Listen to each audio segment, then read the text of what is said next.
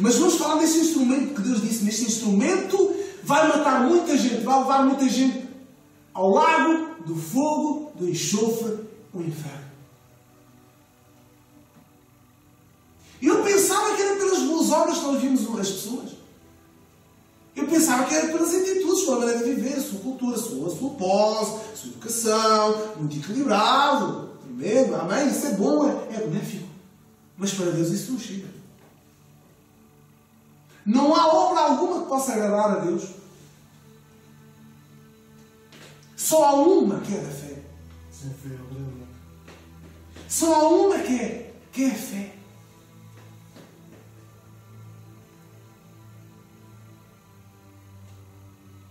E então, nós precisamos conhecer este instrumento que temos em nós. Vamos ficar admirados esta tarde. Aquilo que Deus vai falar. Porque não temos consciência disto. 2 Coríntios 17, quem está em Cristo é uma nova criatura, as coisas velhas já passaram, isto tudo se fez de novo. Não temos consciência disso. E como não temos consciência, não vivemos, não nos consideramos como tais, como filhinhos de Deus, como lavados, como santificados, como um milagre operado em nós. Como Jesus virou para aquela mulher junto ao poço de herdade de Jacó, que ele dizia, não sei se era Jacó, se era Abraão, há aqui um lapso, mas que ele dizia que aquela mulher samaritana lhe dizia: olha, mas Senhor, se tu soubesses quem está aqui, tu lhe pedirias água e ele dará água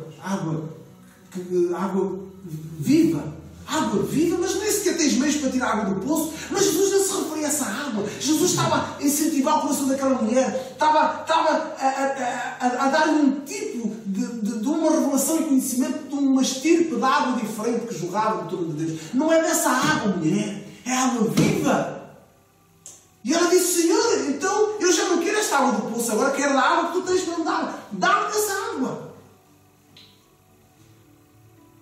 Será uma fonte que salta, que jorra para a vida eterna. Vamos ver aqui uma coisa muito tremenda e poderosa.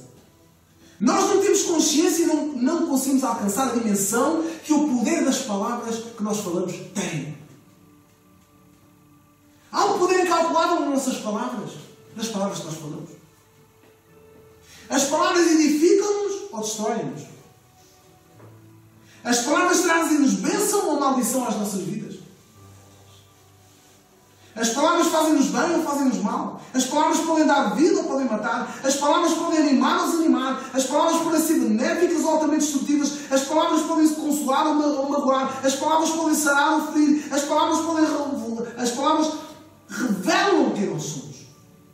Eu sou um testemunho vívido do que eu quase destruí o meu lar por causa das palavras. Foram palavras, muitas palavras faladas. Uma vez cheguei à altura de dizer: a qualquer dia eu deixo tudo e vou-me embora. Isso aconteceu mesmo. Fiquei sozinho. E Deus começou há muito tempo a trabalhar em relação às palavras.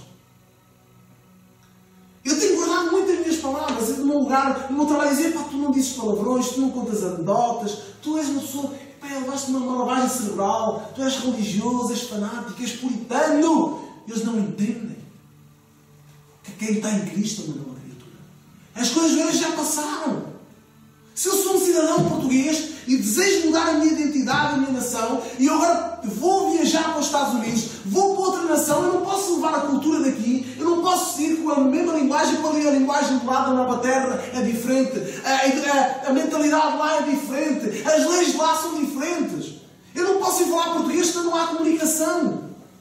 Eu não posso chegar aos Estados Unidos e dizer: não, o artigo número 4 do Código Civil diz que eu...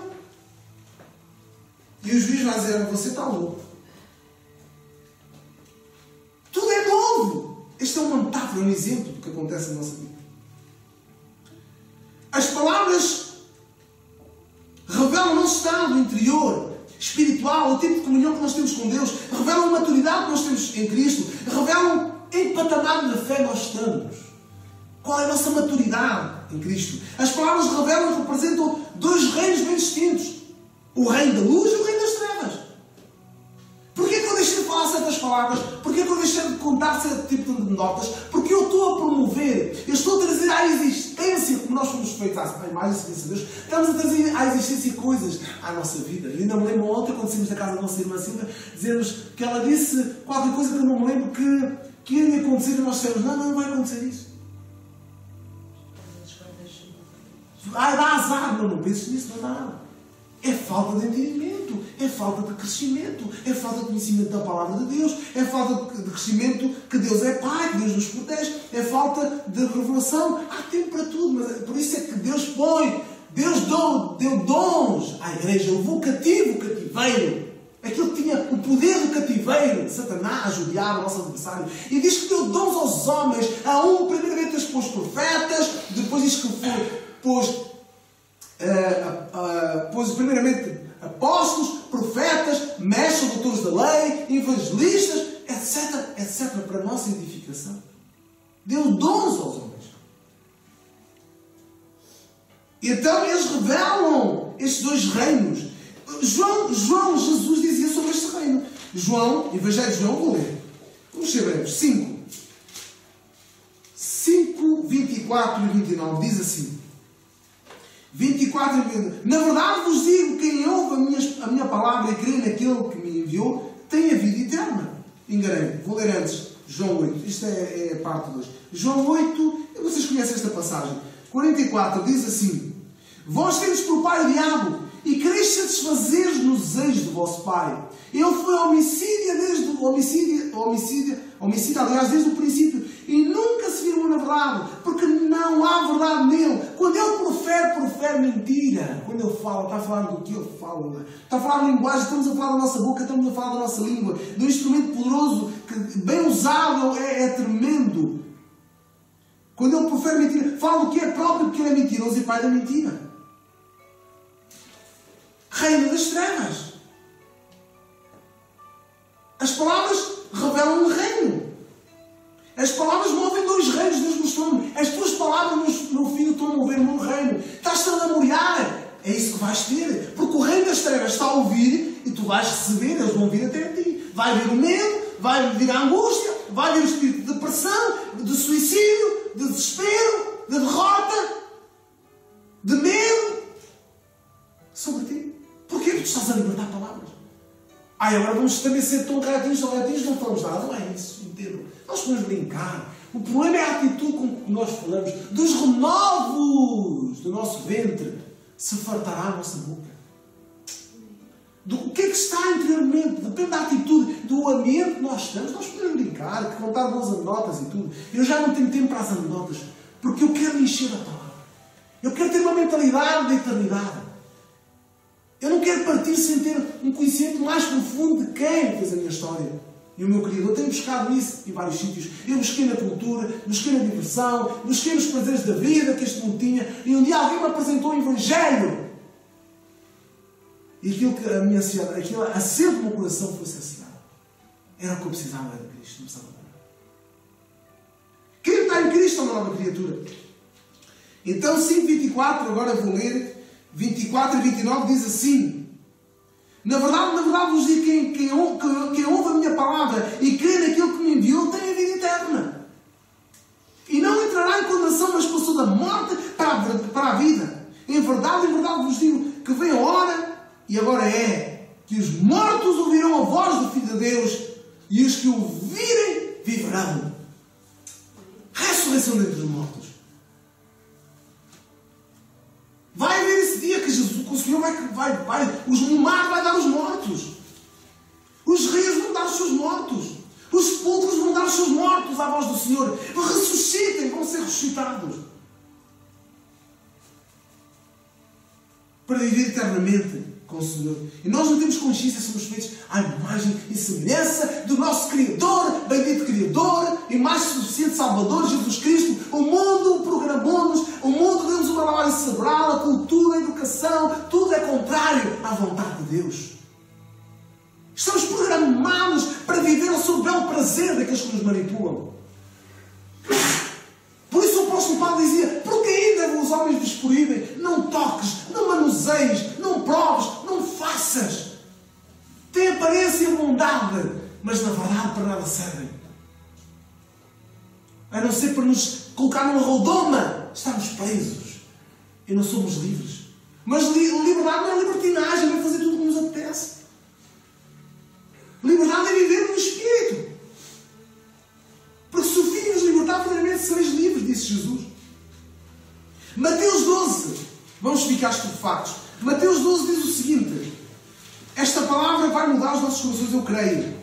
Porque ela está a mudar. Deus disse, eu fiquei estupefacto, eu andei anos, e Deus disse, quando Ele me falou disto, eu disse, meu Deus, meu Deus, meu Deus, há tanto tempo que nós vamos falar nisto, e eu não tinha visto isto. Mateus 12, verso 33 e seguintes, diz o seguinte, eu vou ler, quem puder acompanhar, acompanhe. Ao fazer árvore boa, eu sou fruto bom, ao fazer árvore má, eu sou fruto mau. Porque pelo fruto se conhece o quê? E agora reparem só, raça de víboras, diziam os fariseus, como podeis vós dizer boas coisas sendo maus? Pois do que há em abundância do coração, que isso fala a boca. O homem bom tira boas coisas do seu bom tesouro, e o homem mau do mau tesouro tira coisas más. Mas eu vos digo que toda a palavra ociosa que os homens disserem, hão de dar contas no dia do juízo. Aqui o grego original diz que palavra ociosa significa palavra que não serve para nada, que não faz nada. E esta palavra, que palavras são estas? Jesus diz antes, vamos ver o contexto, raça de víboras, como podeis dizer boas coisas sendo maus? Este é o problema. É o nosso problema. É o problema de muitos crentes. Mas eu vos digo que toda a palavra ociosa que os homens disseram me dar contas no dia do juízo. Meu Deus! Se eu diante do meu patrão já tremo, se eu diante de um juiz no mundo eu já tremo, então diante do Senhor, dos Senhores e Rei dos Reis, o que é que será da minha vida? Ai de mim! Ai de mim! Como dizem os brasileiros, misericórdia-se. Misericórdia-se, meu! Porque pelas tuas palavras serás justificado e pelas tuas palavras serás condenado. Mateus 7. Meu Deus! 7, versos 13 e 21 diz assim: entrai pela porta estreita, porque larga é a porta. Aliás, entrai pela porta estreita, porque larga é a porta, e espaçoso é o caminho que conduz à perdição, e muitos são os que entram por ela. Porque estreita é a porta e apertado é o caminho que leva à vida, e poucos há que entrem por ela. E depois continua assim: acautelai, porém, dos falsos profetas que vêm até vós vestidos de ovelhas, mas interiormente são lobos devoradores. Pelos seus frutos, o quê? Os conhecereis. Porventura colhem uvas dos pinheiros ou figos dos abrolhos, assim toda a árvore boa produz bons frutos, e toda a árvore má produz maus frutos.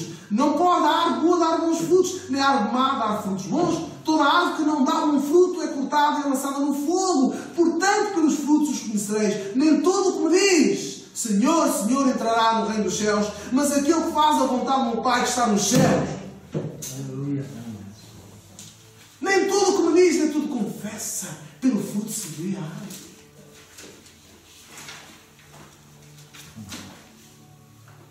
Mateus 15. 10.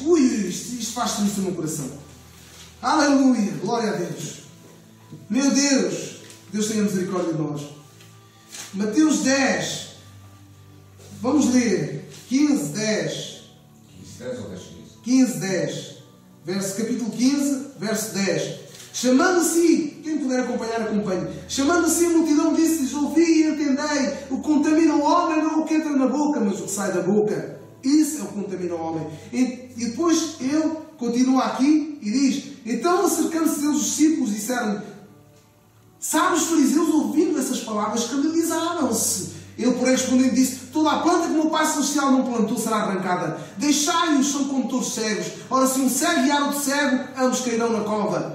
E Pedro, tomando a palavra, disse-lhe: explica-nos esta parábola. Jesus, porém, disse: até vós mesmos estáis sem entender? Ainda não compreendeis que tudo o que entra na boca desce para o ventre e é lançado fora, mas o que sai da boca procede do coração. Isso contamina o homem. Porque do coração procedem os maus pensamentos, mortes, adultérios, prostituição, furtos, falsos testemunhos, blasfémias. São estas coisas que contaminam o homem. Mas começa a lavar as mãos, isso não contamina o homem. Muitos irmãos das igrejas são contaminados pela murmuração. Ai, o pastor, ai, mas aquele irmão, ai, então por que não vês lá? Ah, não está lá aquele irmão hoje, eu não vou só amanhã da tarde. Murmuração, falta de perdão, rancor. Meu Deus. Meu Deus. Romanos 6:11. Romanos 6:11. Romanos 6:11. Assim também vós considerai-vos mortos para o pecado, mas vivos para Deus em Cristo Jesus, nosso Senhor. Considerai-vos mortos para o pecado. Para aquela velha criatura, aquele velho estado nós estávamos. Por isso é que quem está em Cristo é uma nova criatura. As coisas velhas já passaram, isto tudo se fez de novo. Não temos consciência disto. E não temos consciência de Tiago 3:5, versos seguintes. Nós não temos consciência, não temos revelação disto. Meu Deus! Tiago, capítulo 3, verso 5. 3:5. Assim também a língua é um pequeno membro, gloria-se de grandes coisas, vê com grande bosque um pequeno fogo incendeia. A língua também é um fogo, como um mundo de iniquidade. A língua está posta entre os nossos membros e contamina todo o corpo, inflama o curso da natureza e é inflamada pelo inferno. É inflamada pelo inferno.